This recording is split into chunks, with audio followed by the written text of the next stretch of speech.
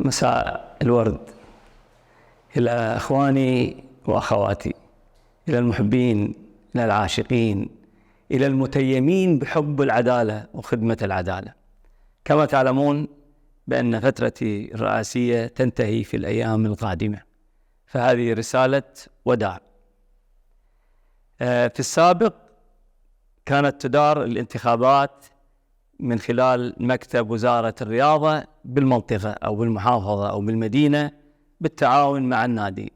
اليوم مع التطور الكبير الملحوظ في الرياضة السعودية أصبحت هناك لجنة انتخابات خاصة في وزارة الرياضة تعنى بكل التشكيلات وكل المسؤوليات عن إقامة الجمعيات العمومية الانتخابية.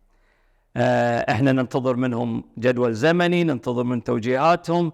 حتى ذلك الحين أطلب وأدعو أخواني وأخواتي الراقبين في رئاسة النادي أو عضوية النادي، كل رئيس أو رئيسة تجهز القائمة وتهتم بالطلبات الجديدة في اللائحة الجديدة التي صدرت في مطلع هذا الشهر بناء على المناصب الثلاث الجديدة أو الشهادات الأكاديمية أو الخبرة. كل هذا تجهزها حتى ما يكون الوقت ضيق ويكونون جاهزين. لا شك أن إدارة، إدارتين، ثلاث، أربع يتنافسون على رئاسة النادي، هذا شيء صحي ودليل واضح على حبكم لخدمة نادي العدالة والعمل في نادي العدالة. أيضا هذا دليل واضح على البيئة الصحية للعمل في العدالة، بيئة جذابة، بيئة طيبة، وهذا شيء جميل جدا ونفتخر فيه جميعا. لذلك جهزوا قوائمكم، كونوا جاهزين للوقت المحدد اللي احنا ننتظره من لجنة الانتخابات وزارة الرياضة. تعودنا أيضا تكون دائما الانتخابات في نادي العدالة سلسة مرنة ملؤها الاحترام والتقدير والحب، وأنا متأكد بأن هذه الجمعية العمومية الانتخابية ستكون أيضا جميلة جدا بحضوركم وتميزكم ومنافستكم الشريفة بإذن الله. رسالتي الأخيرة أيضا للناس اللي لما أغمض عيوني أشوفهم، أسرح أشوفهم، أفكر أشوفهم، جماهير فرسان الواحة، ما أجمل حضورهم.